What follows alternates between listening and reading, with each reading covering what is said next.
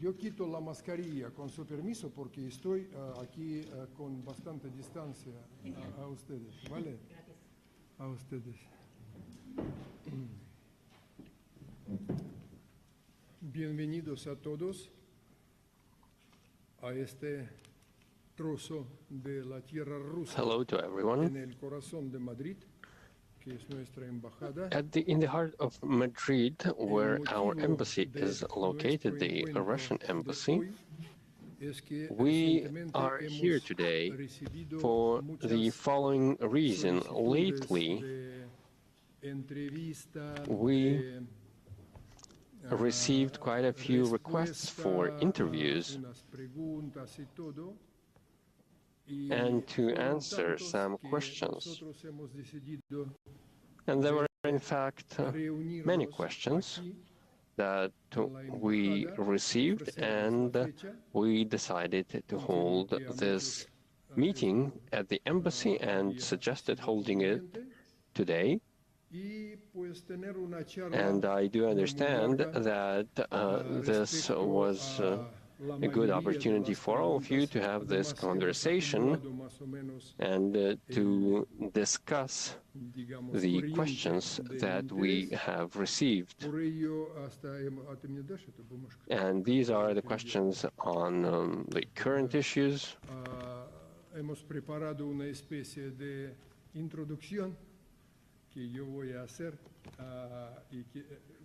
We prepared some introductory remarks that I will present to you right now.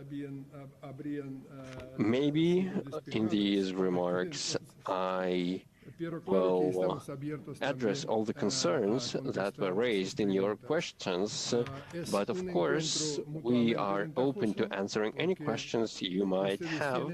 So we are here for mutual benefit because you have questions, and it is in our interest to share our point of view on the developments that are currently taking place.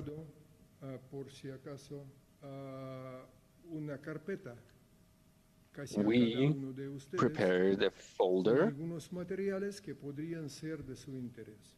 with materials that may be of interest for you.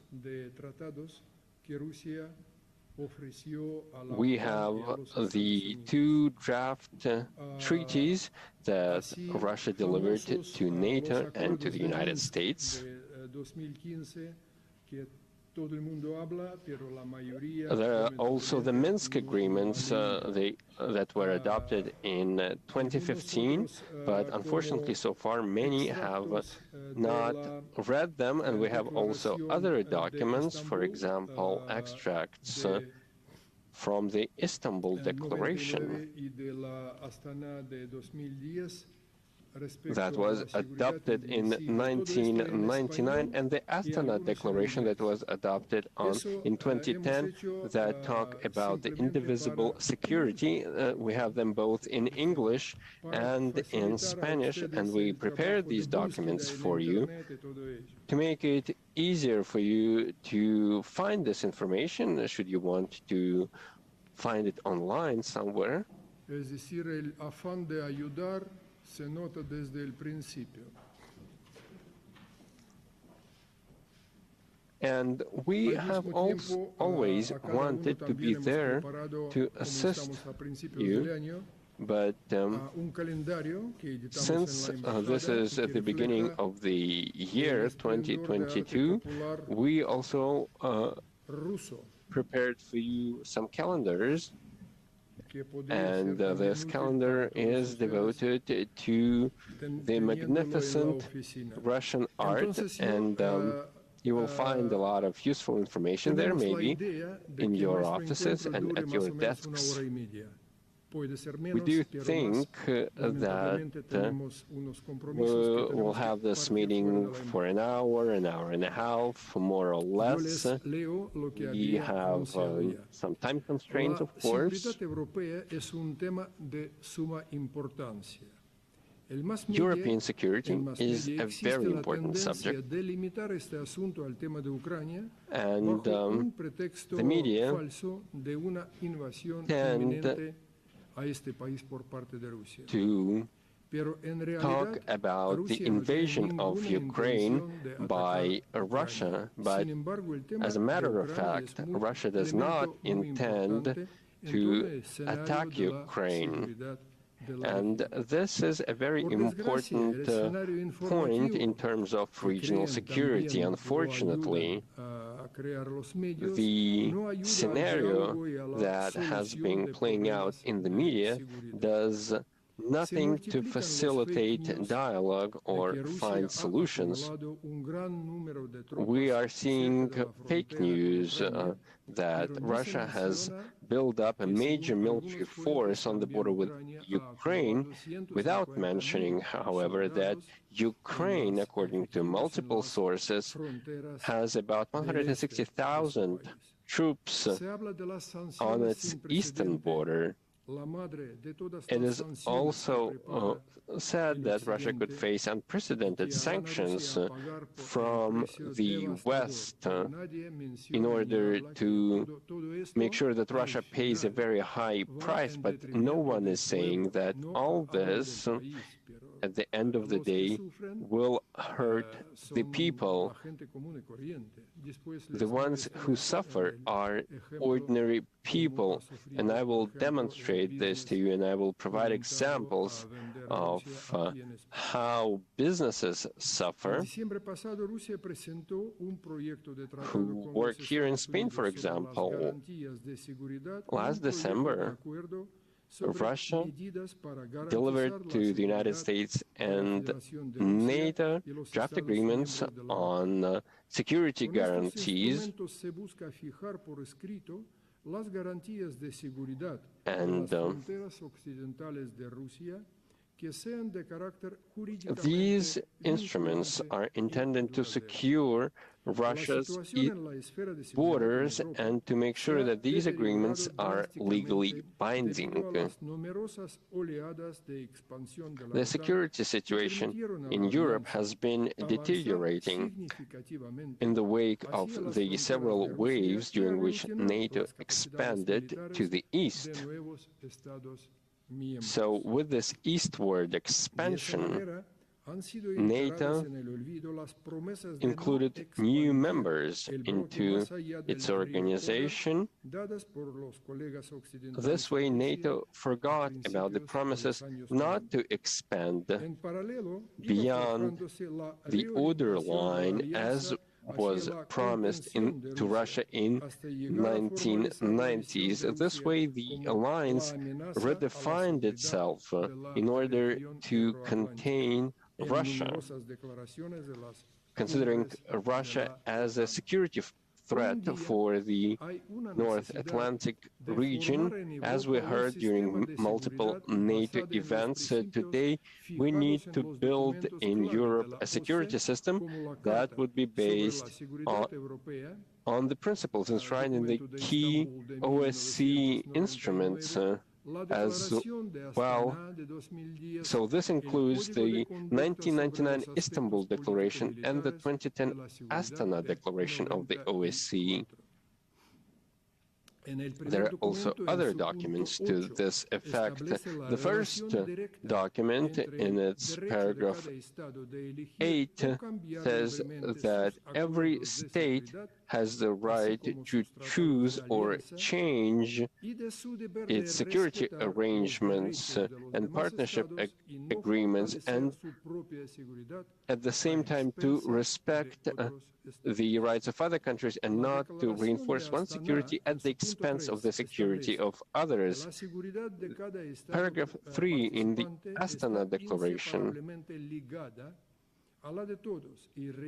points out that the security of any state is related to the security of other states, which means that all countries must respect each other's security and not to reinforce one security at the expense of the security of others.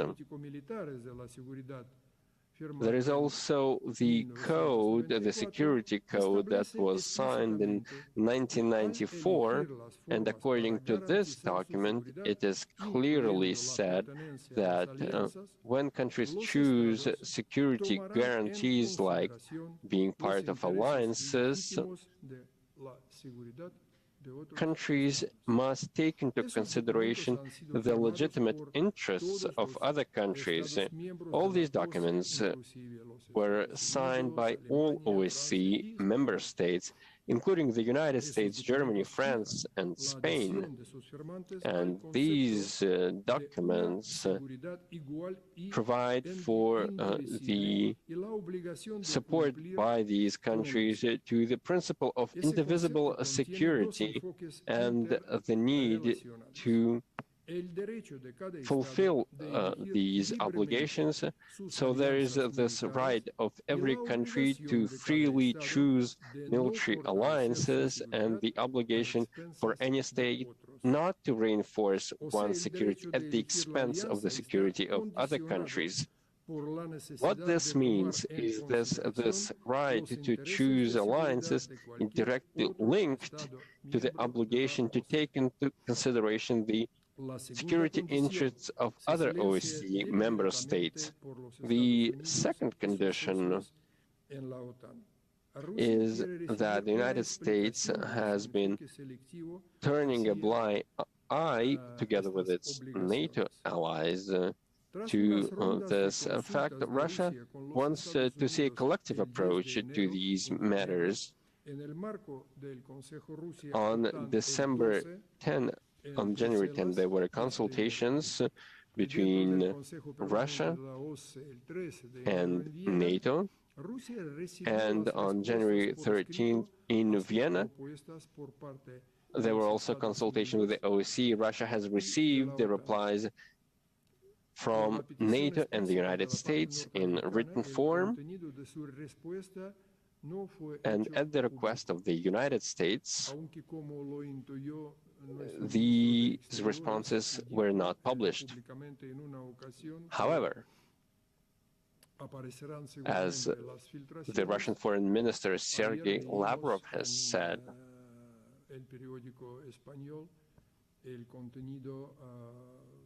there were suggested leaks, and yesterday El País, the Spanish newspaper, published the replies by Washington dated January 26,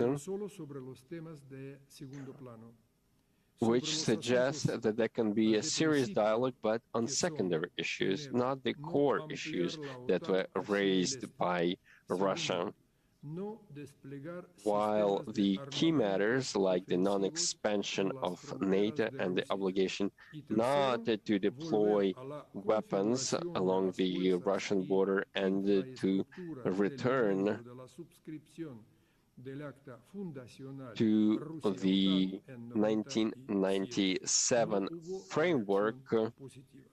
So all these 3 points were ignored. There was no positive response. It is for this reason that Sergei Lavrov sent a letter to his colleagues in NATO and the United States to ask whether they are still committed to the principle of indivisible security. If not, they could tell and say that they are no longer committed to what they have signed before. So this is just an overview of the ongoing developments. Thank you so much for listening to my remarks, and we are ready to answer your questions. With me, so there is Mr. Korchagin. We have the same last names, but we're not related. And I also have with me Pavel Zavarzin, also a counselor at the embassy, so we are not related either. So we are all ready to answer your questions, and we will be happy to do so.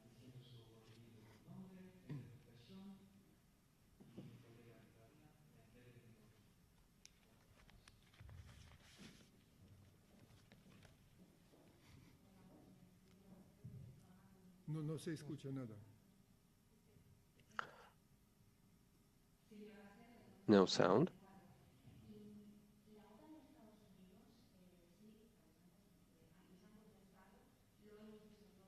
Más cerca no teléfono, el micrófono. Could you please talk closer to the microphone?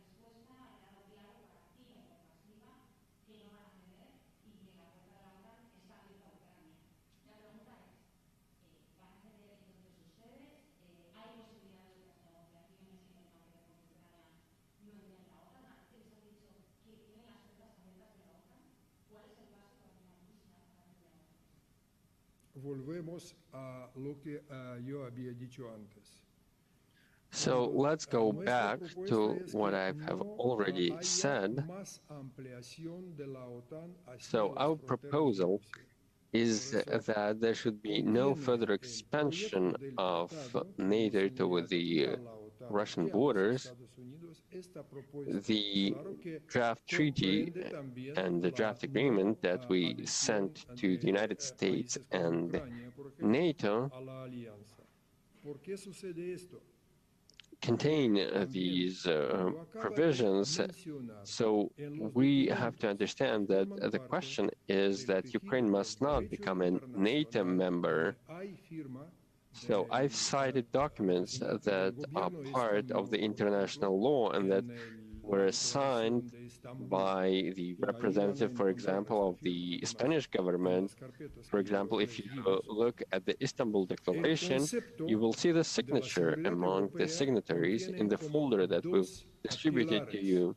The concept, the very concept of European security rests on two main pillars. First is that all countries are free to choose their alliances they want to be part of, and second, that these steps must be connected and be underpinned by security of other countries. So I would like to emphasize that Russia feels threatened when the alliance is expanding, and this alliance states in its foundational documents that Russia is an enemy that must be contained and who must be pressured.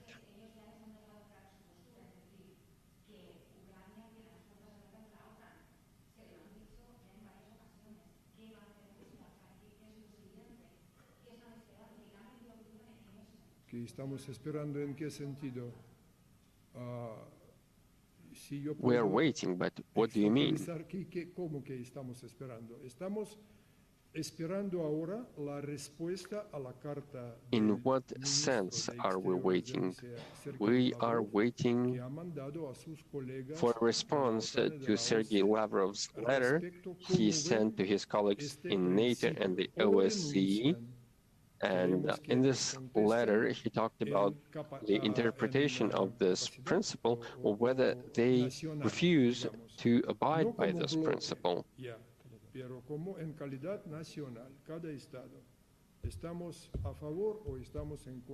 So the question is how all the countries see this principle. Are you for it or against it?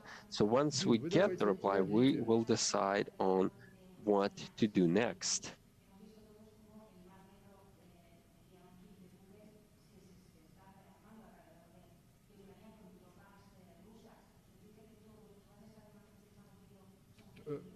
Perdón, y yo de antemano pido disculpas si no entiendo. So I'm sorry, and I'm sorry in advance if I did not understand well what I'm hearing. So I'm a foreigner, so I'm trying to speak Spanish as clearly as I can, but with a mask, I cannot hear everything you say very clearly. I understood that you're talking about Russian troops in Ukraine. Where did you get this information from? Could you explain to us? So are you talking about Russian troops? So there are no other warships in the Black Sea. What are the Spanish Navy doing there? I can quote to you a Spanish media outlet. About 3 days ago, it published an article showing satellite images allegedly showing that Russia has a big buildup of troops, but this is 300 kilometers away from the Ukrainian border. So is it far or not? So I think that this is quite a distance. Moreover, the concentration of Russian troops, this is where they are headquartered. But since we're talking about having a dialogue,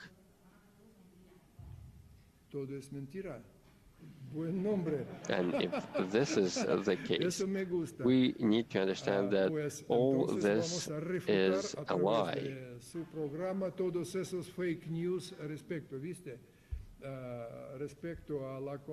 We need to show that what these fake news really are, so we need to dispel these myths.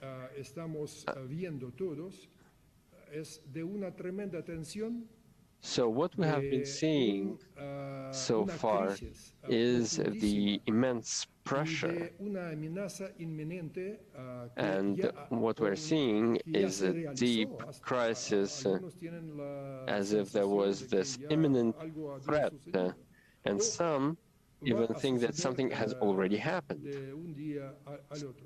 something horrible, or something will happen in a matter of days. But when I refer to some of the media outlets who have been talking about these distances, for example, between the troops and the border, what is actually happening?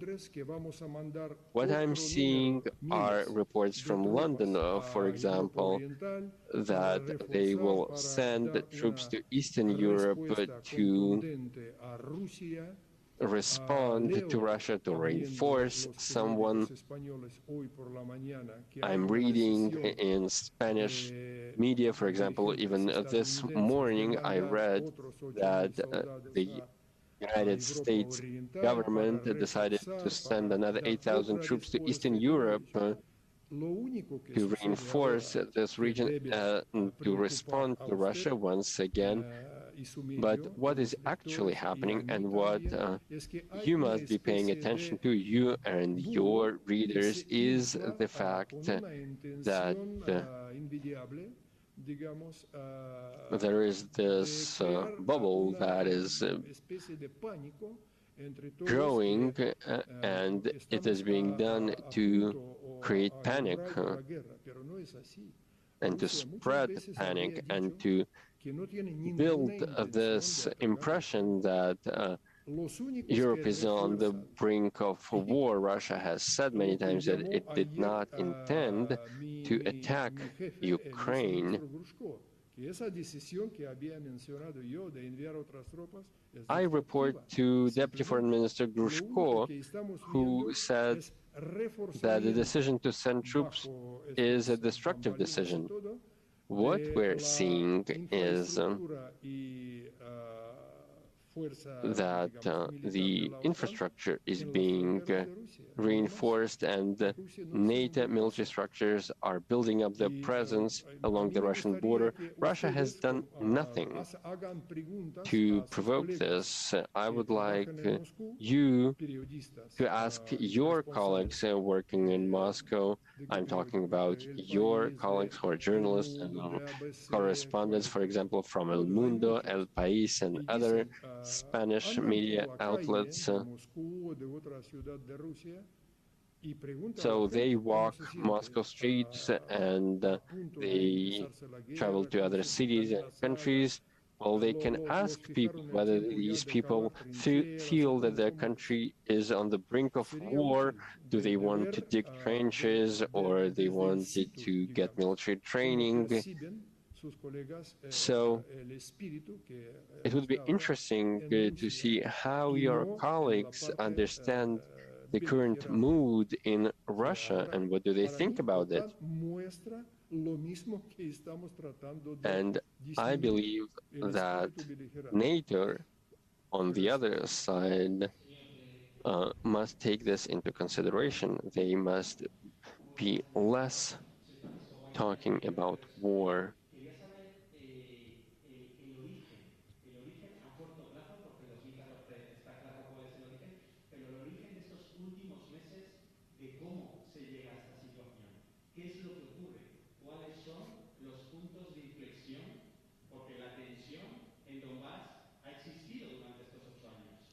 So what is happening right now, including in the Donbass, and why some are saying that war is inevitable?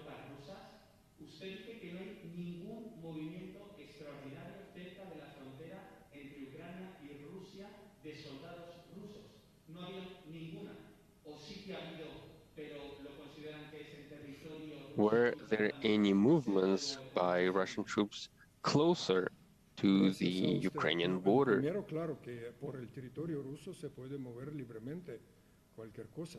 So first of all, the Russian troops are free to move around the Russian territory the way they deem fit. Any state has the right to move its troops around its territory. I have never heard about any buildup or concentration of Russian troops on the border between Russia and Ukraine.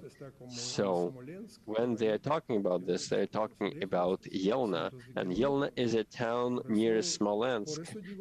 So this is hundreds of kilometers away. So that's why I'm so surprised, actually. Today, I had this idea in the morning that there was this day in December or in November, I think all this happened at this time. So these two proposals are designed to stop NATO's advances towards Russia. So this is what the two draft documents are all about, the two documents that Russia has delivered to the United States and NATO. Maybe it surprised some because these are two very constructive documents. So some of our concerns were addressed in the responses that we received. So it would be hard to talk about this, the content of these documents. So there was this image of an imminent threat, though it was created not so that they don't have to talk about substance and they can talk about this crisis.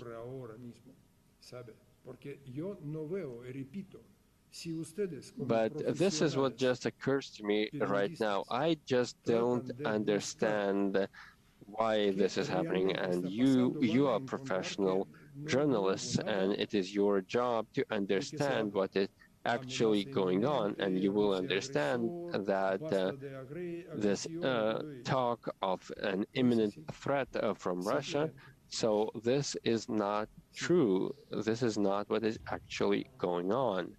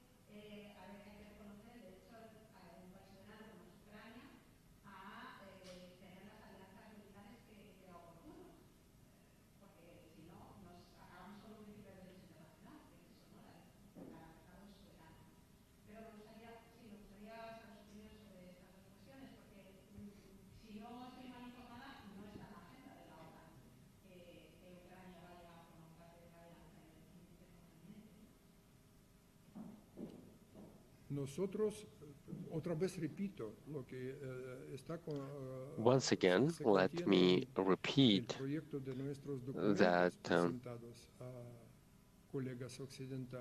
the proposals that Russia submitted to its Western partners are about preventing NATO from expanding to the east. If you look at the map, I cannot show it to you right now, but you can easily go to the embassy website or find the information we have been releasing on this matter, and you will find the answer to your question. Russia's military spending is 10 times smaller than, or even 12 times smaller than the US defense budget. I do not know how this compares to NATO's overall defense budget. NATO is moving its infrastructure eastward toward the Russian Federation, who is not NATO threatening. You just have to read NATO's statements and declarations adopted over the past years and its core documents, and you will learn whom NATO believes to be its main enemy. When the Warsaw Pact was dissolved, NATO, unfortunately, despite the fundamental act, Russia signed it with NATO in the 1990s. So what was the reason for NATO to exist? We feel threatened when NATO has its missiles deployed in one of the nearby countries, and this missile can reach our national territory in a matter of minutes. So this is dangerous. So to demonstrate this, I can quote, although I do not remember the very exact quote, but several days ago I read statements by, if I remember correctly, by a representative of the U.S. Department of State, who said, in response to who knows what, if Russia tries to deploy anything in countries near the United States, for example, in some Latin American countries, the response will be clear-cut, effective, and prompt. So I'm not suggesting anything, I'm just quoting for you to understand.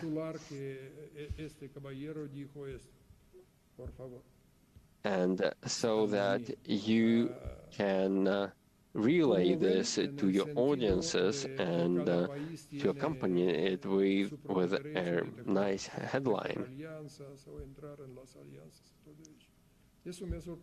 So, what is your understanding of the right of every country to be part of any alliance?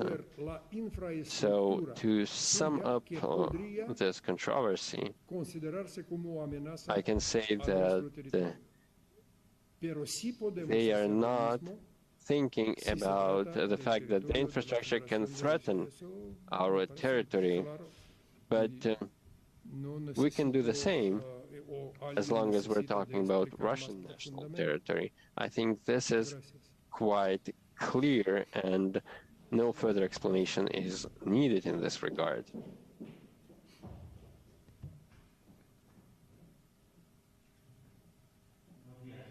Buenas.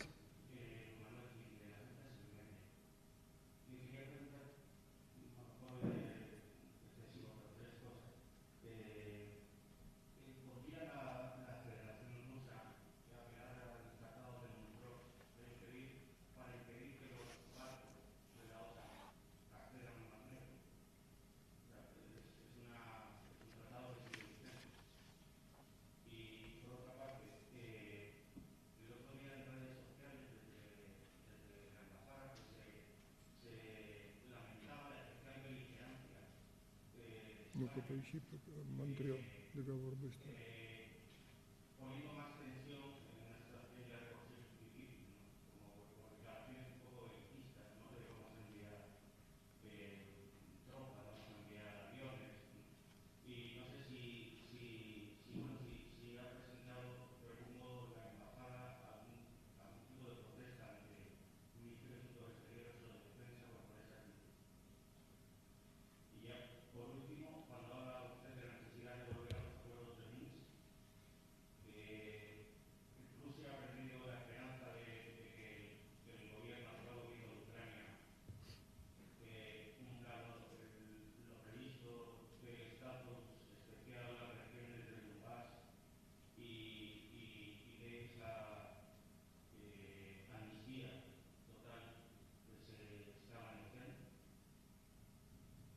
Hay un dicho ruso que la esperanza muere por lo último, digamos. There is a saying in Russia that hope dies last, so we remain hopeful.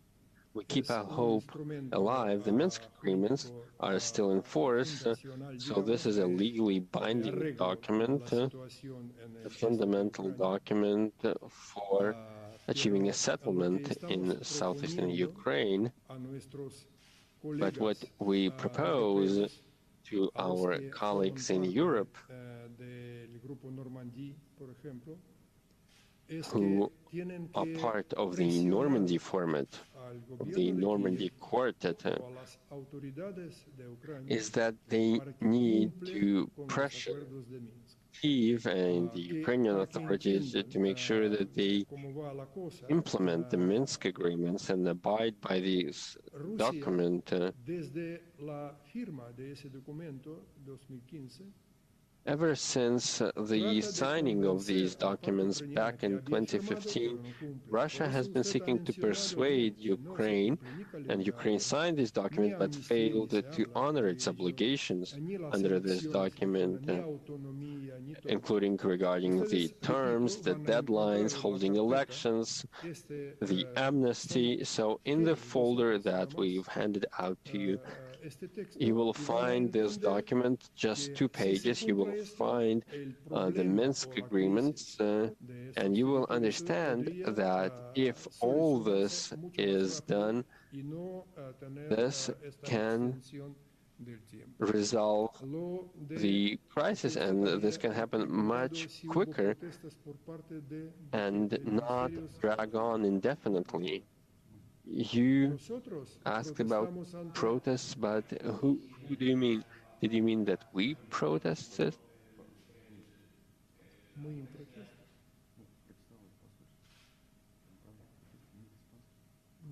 No, nosotros no protestamos ante el España. Nuestro diálogo con las autoridades de We have not protested in any way with the Spanish authorities. I would refer to our contacts with the Spanish government as constructive, and I would like to emphasize that our relations with Spain cannot be reduced to what happened in December and January. We are marking this year the 45th anniversary of restoring diplomatic ties between our two countries. Several decades ago, in fact, 300 years ago, under Peter the Great, we had our embassy installed in Spain, so this relationship is centuries old, and throughout this period, we shared a mutually beneficial relationship that was very constructive. Today, I can say, and I have always been saying, that we respect Spain's commitment within NATO, within the European Union, and what is going on in Spain in its relations with the outside world and we respect NATO, and we respect Spain as a NATO member. This does not mean that we share these concepts, but we do respect the positions Spain has adopted. But this cannot be reduced to the relations between Spain and the EU and NATO.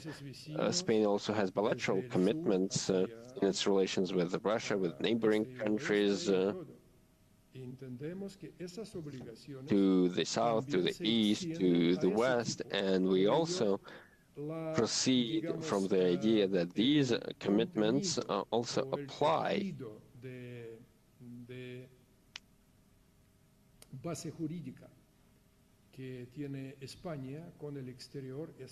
so the legal framework of the relations between Spain and the outside world, it is there and it must be respected. All the binding commitments that Spain signed up to, they all exist. And as our colleagues from the European Union have been saying, so this is like a strategic compass.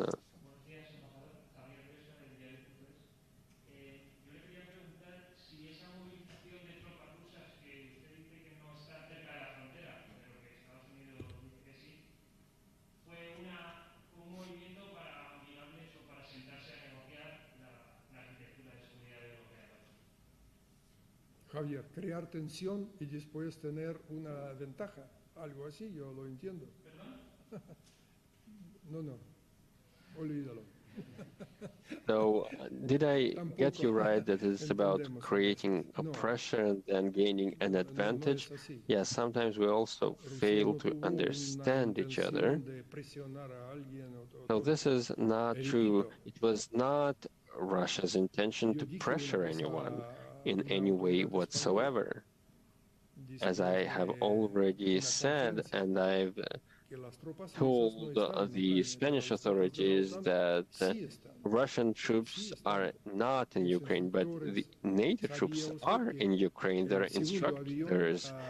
Did you know that the second plane has arrived from the United States bringing weapons? Another 80 tons of weapons. And why are they doing this?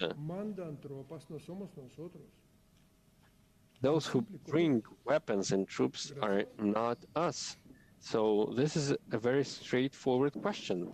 We are not the ones doing this.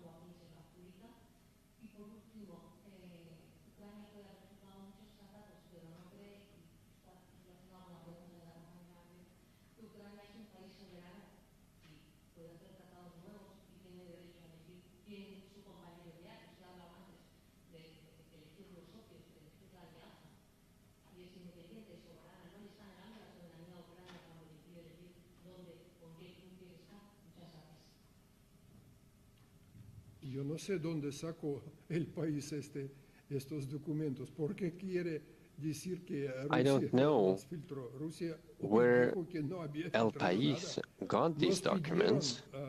Nuestros colegas no filtrarlo y Well, nosotros Russia tampoco. has not sent these documents anywhere. Our colleagues ask us not to disclose these documents, so Russia is not the source of the Yo no leak. sé quién hizo eso. Hay que preguntar algo I don't know al who did periódico que this. publicó. Quizás. No sé si revela sus fuentes o no. You need to ask the media outlet that published these documents and whether they will be willing to reveal their sources. I don't think that I can answer this question for you. Why me?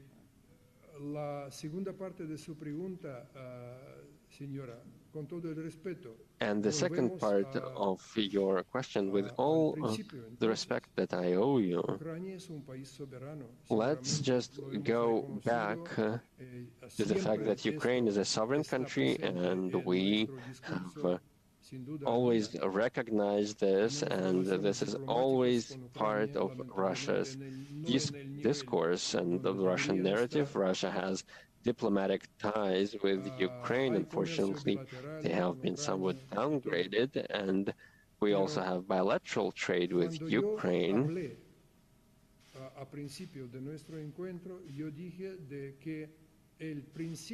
At the beginning of our meeting, I talked about the principle of indivisible security. So you can't ensure your own security, have your own security and have security for someone else that is different. So my security must not undermine or have any negative effect on your security. So this is what the principle of indivisible security all about.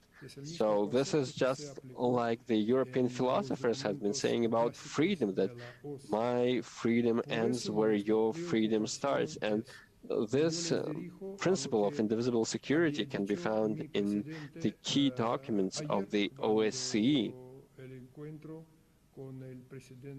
For example, yesterday, there was this meeting with the Hungarian Prime Minister, and when he met Vladimir Putin at the Kremlin, and he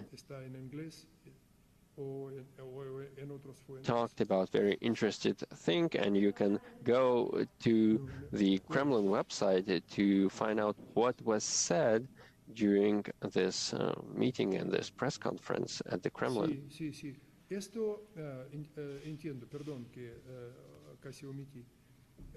Yes, I do understand. I've almost forgotten what we are now doing.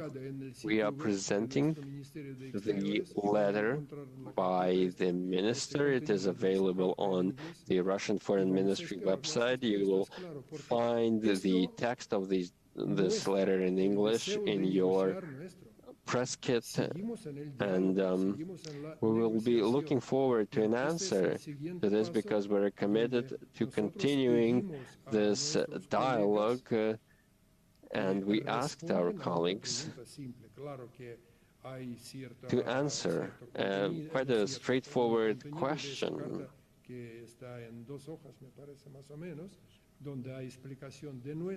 And we explain our position in this document, but what we want to know what is going on. We want these commitments to be legally binding. For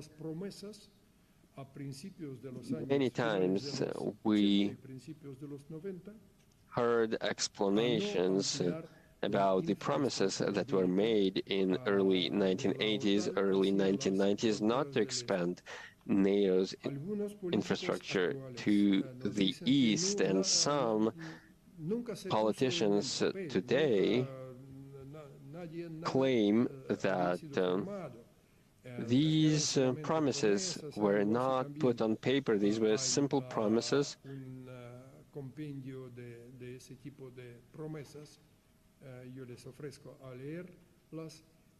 But in the folder that you've received, we provided materials on these promises, but now we want to have legally binding written arrangements. It is for this reason that we suggested to our partners that we adopt these two documents.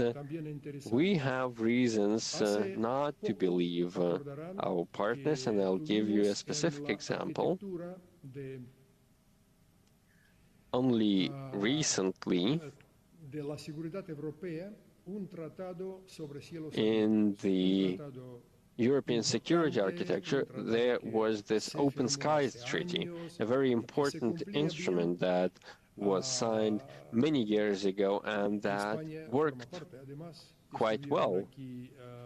Spain is part of this treaty, in fact. So there were inspection flights that Russia carried out here, and it worked perfectly in Spain. But finally, the United States decided to withdraw from the Open Skies Treaty,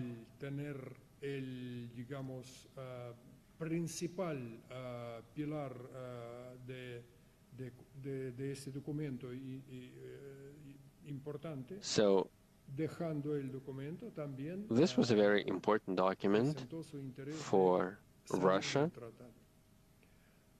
And since the United States left, it was also in Russia's interest to also withdraw from this treaty, but our European colleagues started persuading Russia that Russia should not withdraw.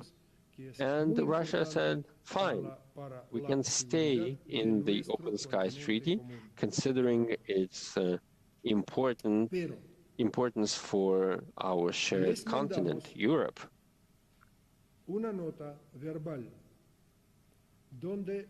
However, we did send a verbal note saying that Russia stays in the Open Skies Treaty, but only if you answer with a verbal note, so this means a written and official response saying that you will not share the inspection results with third parties, which is stated in the agreement itself. And so this is not an exaggeration. This is what the Open Skies Treaty is all about. And we heard assurances that this will be the case, but we will not provide you a written answer. So they say, yes, we agree, but we refuse to provide a written answer. We will provide only an oral answer. So we had to withdraw from this treaty. So this is how it happened. And as a diplomat, and I have been a diplomat for 45 years, what this tells me is that who we're dealing with, they say yes, but they don't want to sign up to anything. So they do not want to sign anything. This is a good example of how it works. So it is for this reason that we want legally binding documents.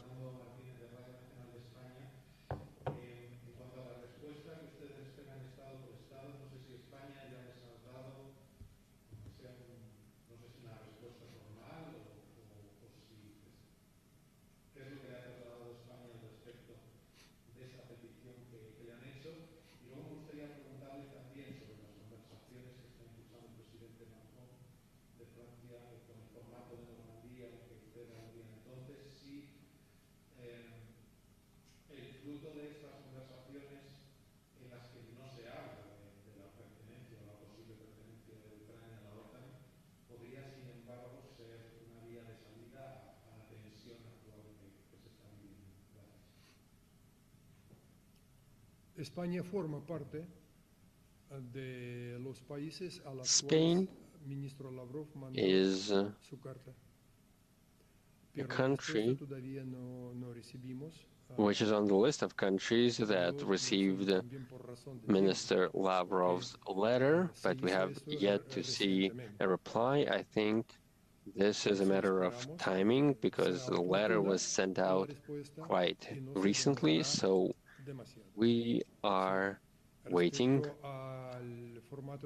and we hope that quite soon we will get a response. The Normandy format is a very effective framework, and it is for this reason that it was created to bring about a solution to Ukraine's internal crisis. But what we want to emphasize is that other countries in this format must pressure Kyiv into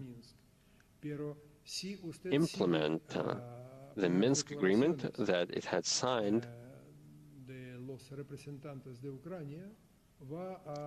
If you look at the statements coming from the Ukrainian leadership, you will see that they're really contradictory. One official will say that Ukraine will never fulfill the Minsk agreements. Then you have another, even high-ranking official who says that we will implement the Minsk agreements. And so there are a lot of contradictions here. We are getting a very controversial picture, but Kyiv is not doing anything to deliver on the commitments it undertook under the Minsk agreements. So this is why, until now, nothing has been resolved on this front.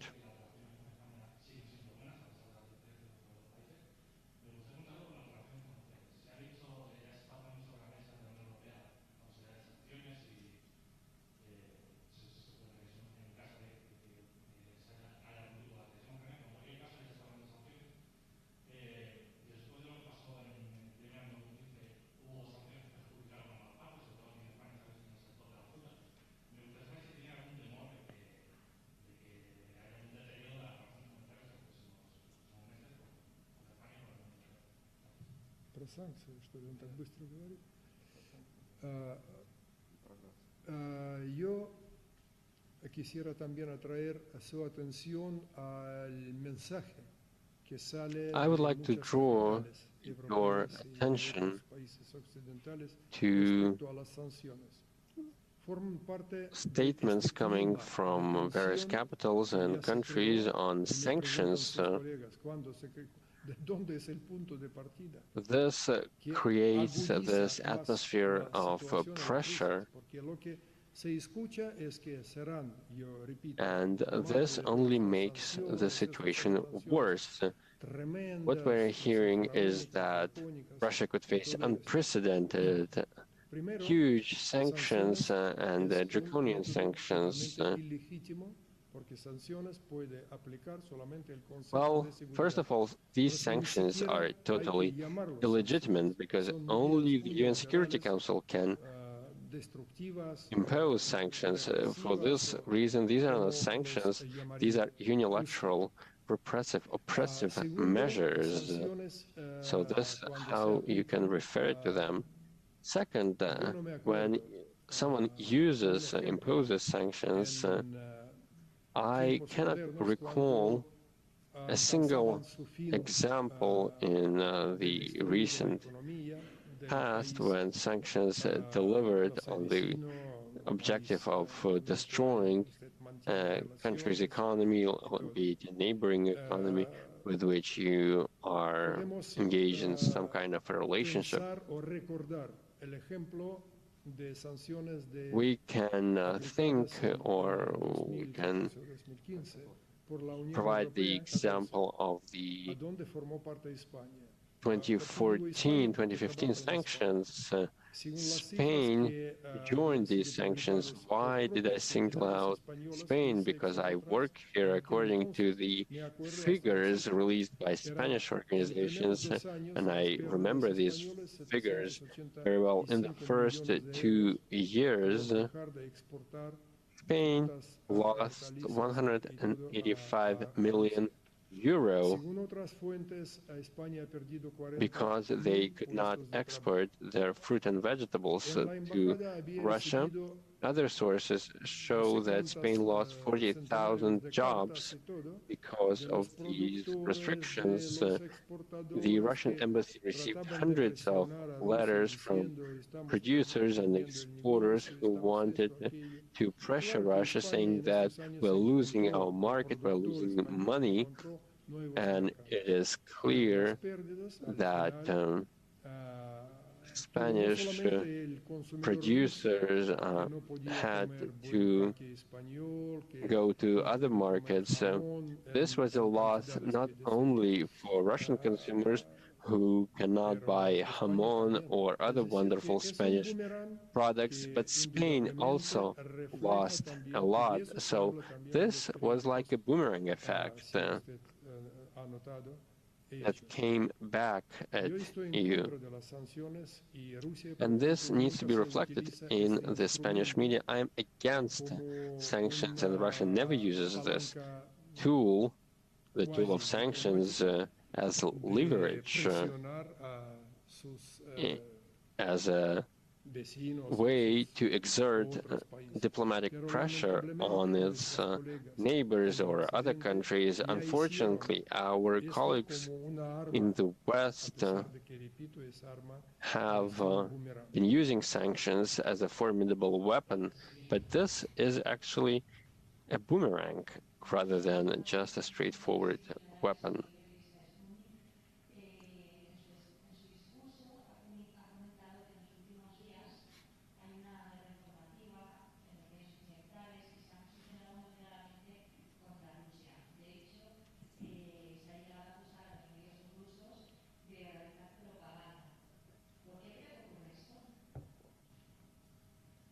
No sé. ¿Por qué usted escribe sobre esto en su periódico? I do not know why you write about this in your media. El autor de escribir un artículo, repito, sobre Rusia como país agresor y todo ello. A journalist, an author who writes about Russia as an aggressor, how can they do that? Do they have any documents, any solid evidence, any proof that Russia is actually an aggressor country, that Russia receives orders? Do these journalists, they have instructions to write about this, and then the editorial staff writes about this, or someone just dislikes Russia and writes about Russia bad things? So I don't know how is this possible. But those who believe this, these are not just politicians who are public figures. This narrative spreads across the media, and the media plays a clear role here because the media seeks to relay this image, and this irritates me as a Russian when I see all these reports. So I start thinking, why does this person, without knowing anything, why do they seek to offend Russia? In Russia, we have a kind of a different approach to journalism. In Russia, you will never find an article writing something or saying something about the Spanish authorities or Spain in general.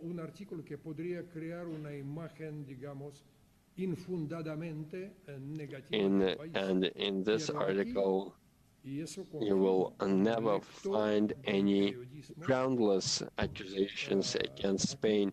But here, since I do read a lot of newspapers and I follow the media, this happens all the time, and this is highly regrettable.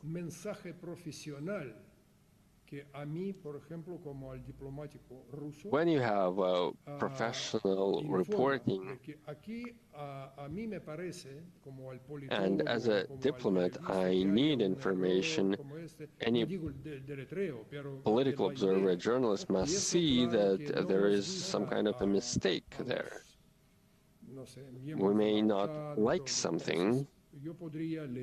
As NATO members, I could read an article along these lines. I may not agree with it, or I could invite these people over to make sure that they understand my position. When you have articles that present totally groundless accusations, This really surprises me.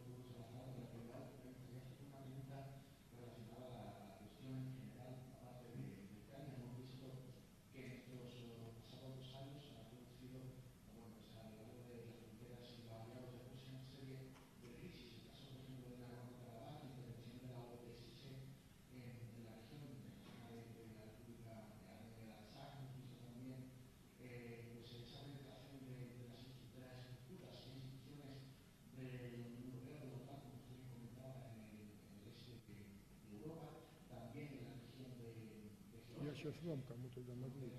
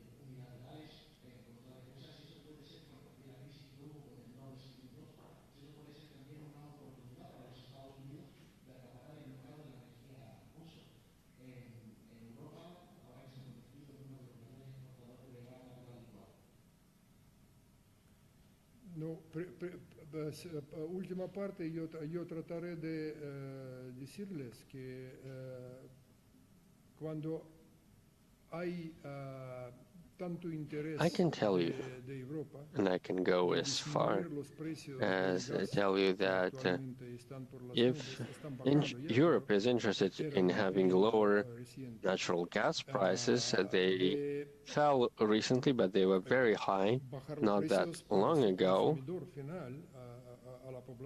So if Europe wants to see a lower price for its households, lower energy prices, I'm really surprised that Nord Stream 2 pipeline, which was built for Europe for delivering more natural gas to Europe, it has yet to be launched and it is not operational.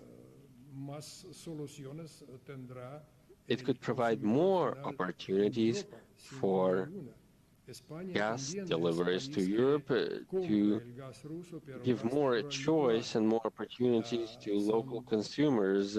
There is also LNG, the liquefied natural gas, which is another important energy source. It accounts for 8.7% of gas that Spain imports. This is another example of trade relations, mutually beneficial trade. I would never talk about Europe's dependence on Russian gas, so there's a lot of bias in the use of this notion of dependence, because there is always interdependence on the market. You could say the same, that we Russians depend on Europe. What if they stop buying Russian gas? This will be a major issue for Russia. And we do see this as a double-edged sword. I sell something and this makes you happy. If this makes you happy, you can buy more. But Europe has its sovereign rights. If it wants to buy natural gas at a higher price somewhere else, why not? Go ahead. But what I'm reading right now in the Spanish media, experts say that replacing gas suppliers is no easy thing. This is what the experts are saying. You cannot just change this too quickly. This is how human relations work. If you have been working for a media outlet for 15 years, you have a nice salary, you know your managers, you know where the office is, and you know how to get there, and you don't want to work for another media outlet with the lowest salary. You don't know the boss there, and the office is a long commute from your home. The same goes for Russia-Europe relations. On the gas market, this relationship has a long history that has been going on for decades, since Soviet time, and Russia has always been a very reliable gas supplier who always delivered on its commitments, who met all the commitments. And I will pass on the mic if you want to answer this question as well, or the other question.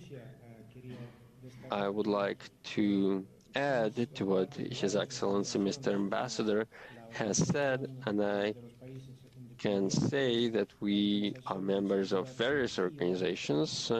For example, the Commonwealth of Independent States, the CIS, the SCO, the Shanghai Cooperation Organization, and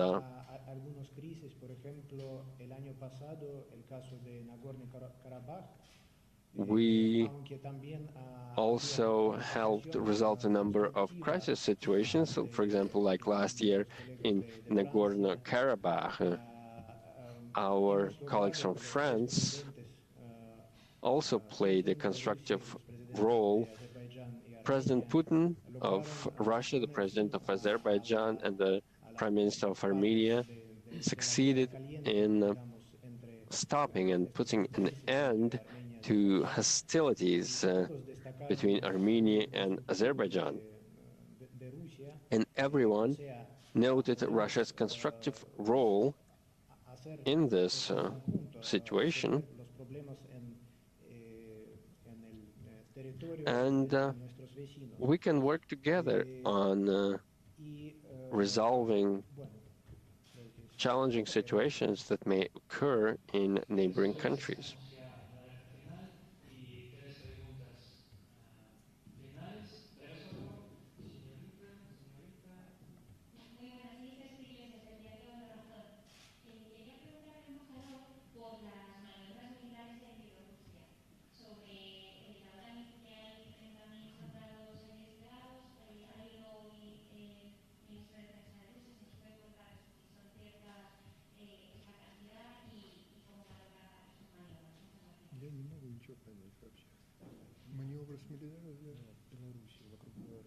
Sí, formamos parte con Bielorrusia del Tratado de la Organización de Seguridad Colectiva.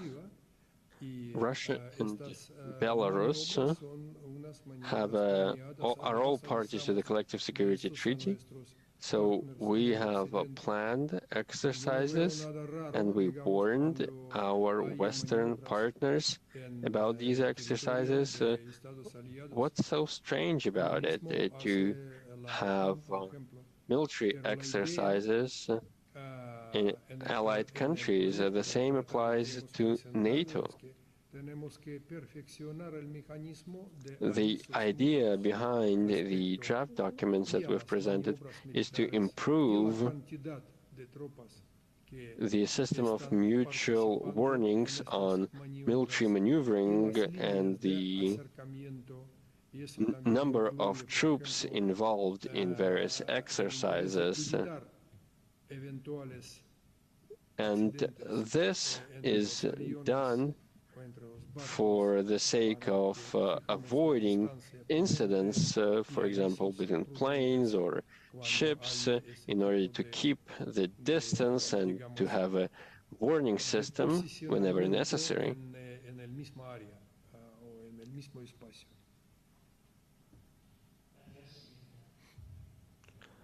So if there are planes or warships in a single space, they need to be sure that there are no incidents that happen.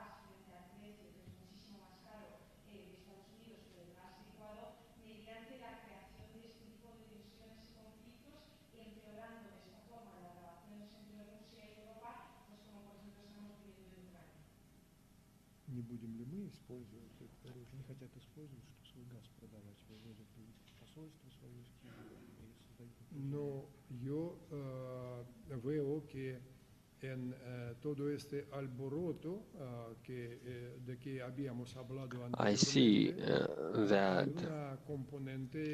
considering all the things we have already discussed, there is an economic component, element, and the economic interests are involved. We have heard many times that the United States wants to sell its natural gas in Europe, and Europe is sovereign in its choices where it wants to buy gas. We do not insist in any way and to persuade anyone that our gas is better. Who is doing this? Not us.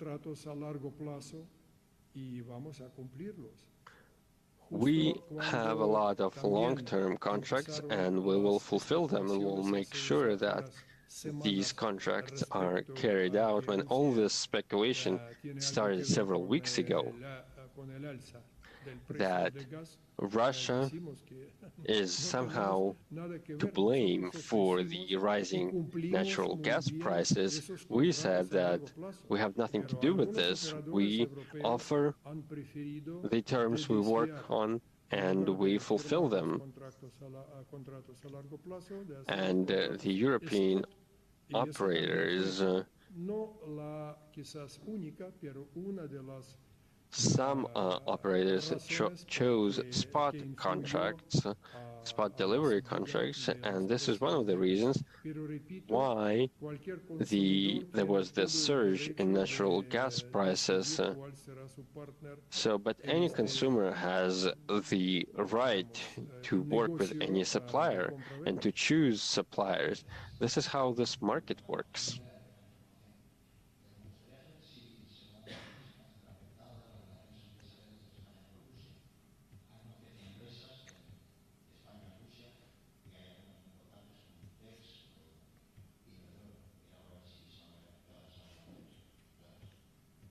Yo espero que nuestra relación comercial y económica no la veremos. I do hope that our economic relations will not suffer from this. You've mentioned a textile producer from Spain in this company has this is actually for this company. Russia is the biggest foreign market. It has the most stores here, and this means that there are so many interested parties in the textile sector. There are successful projects, of course, and Spain invests in construction, in car manufacturing, in transportation, and we were always eager to benefit from Spain's experience in various manufacturing sectors. Spain is a world leader in terms of infrastructure development. I'm talking about engineering companies, infrastructure development companies. And some of these companies had very interesting contracts for upgrading oil refineries in Russia, and this project is underway as we speak. And I do hope that the business communities in Spain and in Russia will be able to work for their common benefit to prevent any negative fallout. from this mutually beneficial trade relations. About 1 year ago,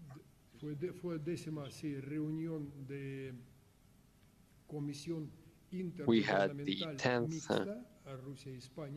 meeting of the Mixed Intergovernmental Commission between Russia and Spain. This commission has existed for many years now, and it is designed to promote trade, economic, bilateral relations.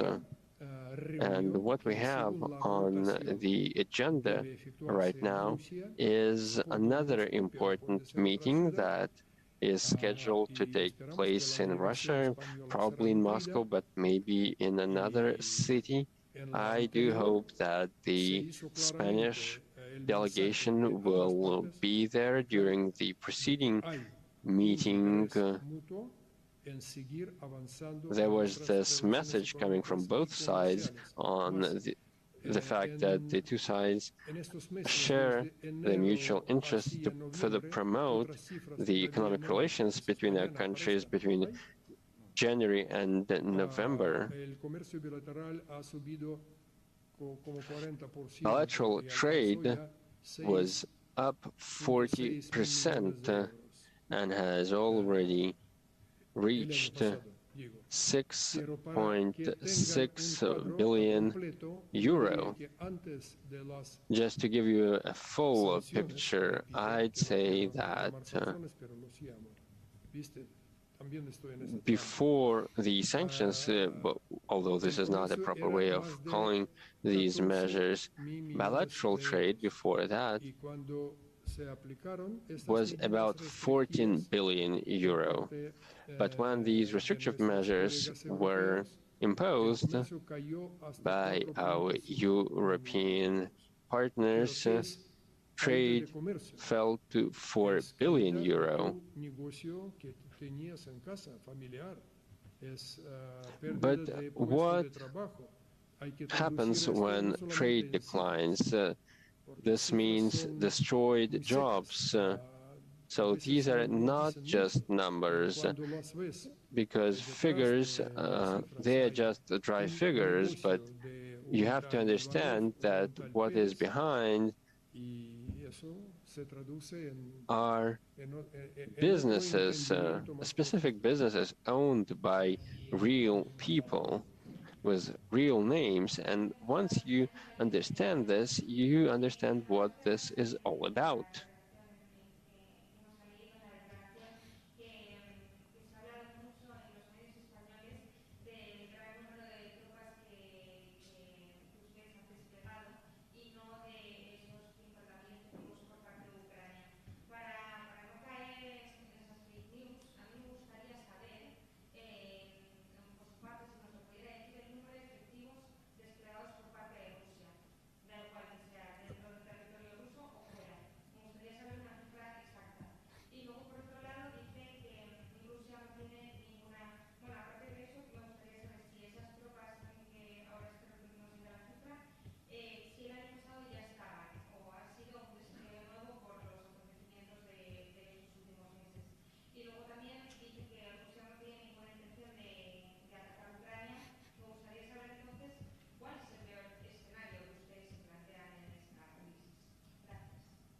Que nadie ataque a Ucrania, ni Rusia ni otros países que ahora están llenando a Ucrania con armas. Russia or any other countries sending lethal weapons to Ukraine and instructors and soldiers. So this is not Russia that is doing it. We do understand that the policy of sending military equipment and weapons and instructors to support the Ukrainian army, this is all something that is done to push Ukraine towards some kind of an irresponsible undertaking so that they start maneuvers that could be fatal for our common security in Europe. And our message is that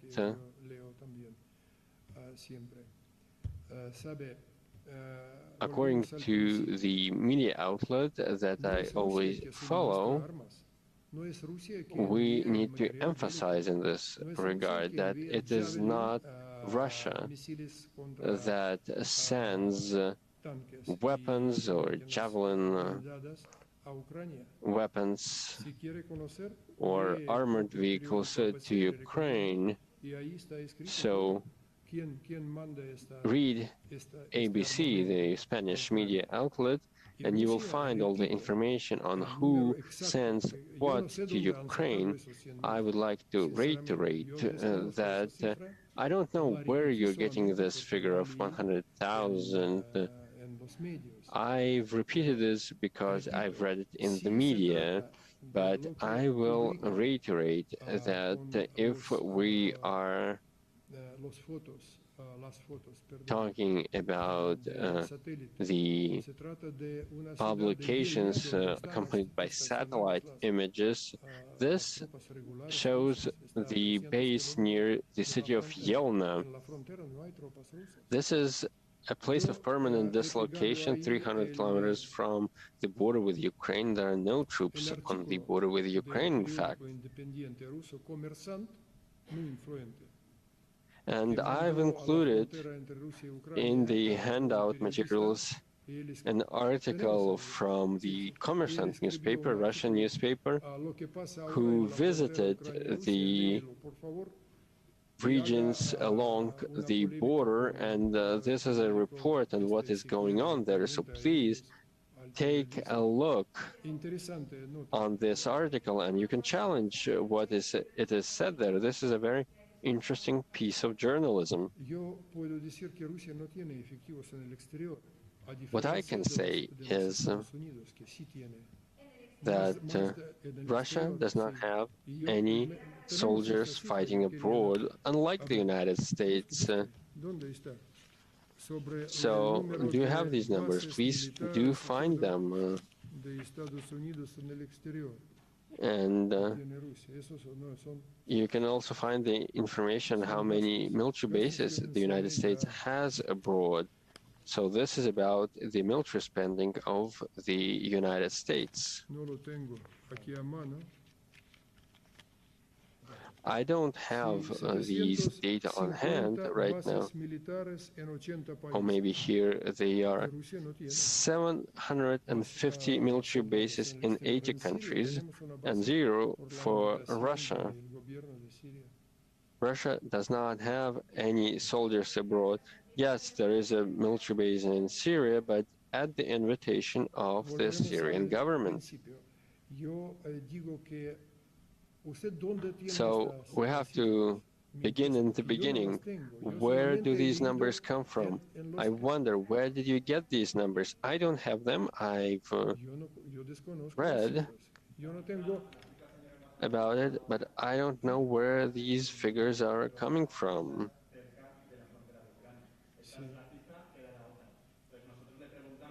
This is about 100,000 Russian troops that are supposed to be near the border with Ukraine, but there are no Russian soldiers on the border with Ukraine. They are hundreds of kilometers away. They are in places of the permanent dislocation. Even on the satellite images that are being published, you can see that these photos were taken in winter, so you can see the snow. I can only repeat that I don't know anything about this. I haven't heard where these numbers come from. Of course, Russia has its troops on its territory, but not on the border. And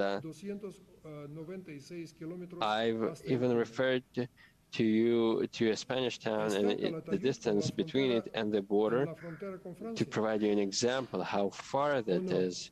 So this is the distance between Calatayud and the border with France. So is this not so? Is this the wrong distance? Y por eso dije que no hay tropas rusas en la frontera de Ucrania. So it is for this reason that I said that there are no troops building up on the border with Ukraine, so there's no threat. This is what I started with. And you professionals, once you get back to your desks, just ask yourselves where all this noise is coming from and who created this crisis. This would be a great question. And if you do find an answer to this question, you can share it with us. You can send us a letter, in fact. I would be grateful for that.